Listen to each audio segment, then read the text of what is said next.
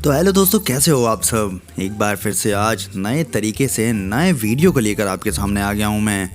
आज की वीडियो थोड़ी सी और अलग टॉपिक पे होने वाली है। आज हम चैट जीपीटी से सवाल करेंगे भारत की आज़ादी में योगदान देने वाले दो महान पुरुषों के बारे में। नाम महात्मा गांधी और भगत सिंह। कहा जाता है कि महात्मा गांधी भगत सिंह को फांसी होने से बचा सकते थे, लेकिन फिर आखिर उन्होंने क्यों नहीं बचाया, या फिर बचाया तो किस तरीके से प्रयास किए, ये सब हम सवाल जवाब चैट जीपीटी के माध्यम से करेंगे। लेकिन उससे पहले अगर चैनल पर नए हो तो चैनल को सब्सक्राइब करके वीडियो को लाइक कर दो, और वीडियो अच्छी लगे तो शेयर करना भी मत भूलना।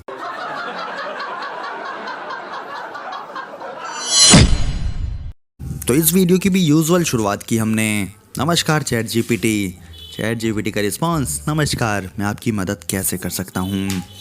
पहला सवाल हम पूछते हैं कि भगत सिंह और महात्मा गांधी में से कौन सही थे।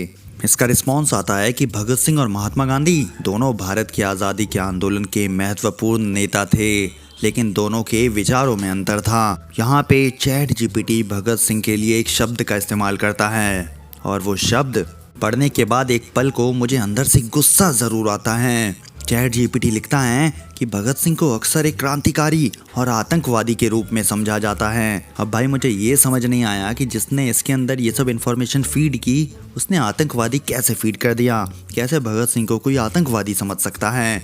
खैर छोड़िए, कमेंट सेक्शन में आप बताइएगा भगत सिंह क्रांतिकारी है या फिर आतंकवादी।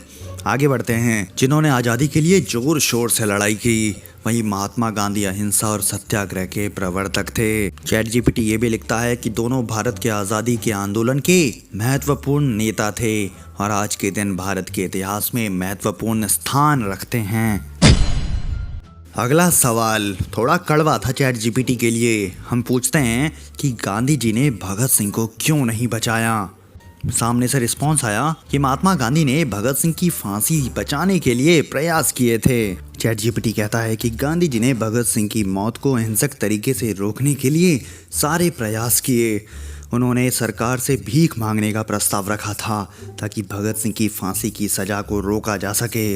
इन सब शब्दों के इस्तेमाल से हम ये तो समझ सकते हैं कि चैट जीपीटी के ऊपर अभी काफ़ी ज़्यादा काम करने की ज़रूरत है। सिर्फ चैट जीपीटी के फैक्ट्स या फिर डेटा ही गलत नहीं होते, बल्कि इसके शब्दों की सिलेक्शन भी बहुत ही पुअर है। नीचे लिखता है कि गांधी जी और भगत सिंह के विचारों में अंतर था, लेकिन गांधी जी की हत्या के बाद भगत सिंह के विचारों को भी समझने का प्रयास किया गया। चलिए खैर आगे बढ़ते हैं।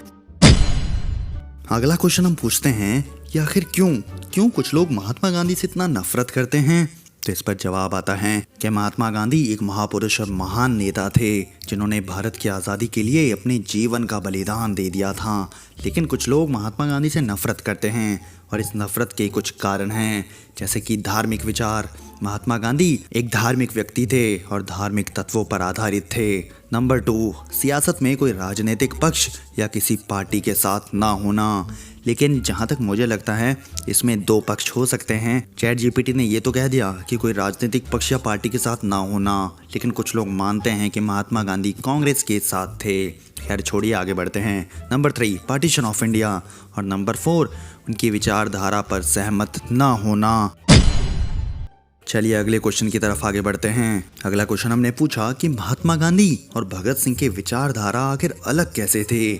महात्मा गांधी और भगत सिंह दोनों भारत के स्वतंत्रता आंदोलन के महत्वपूर्ण नायक थे, लेकिन उनके विचारधारा में काफ़ी अंतर था।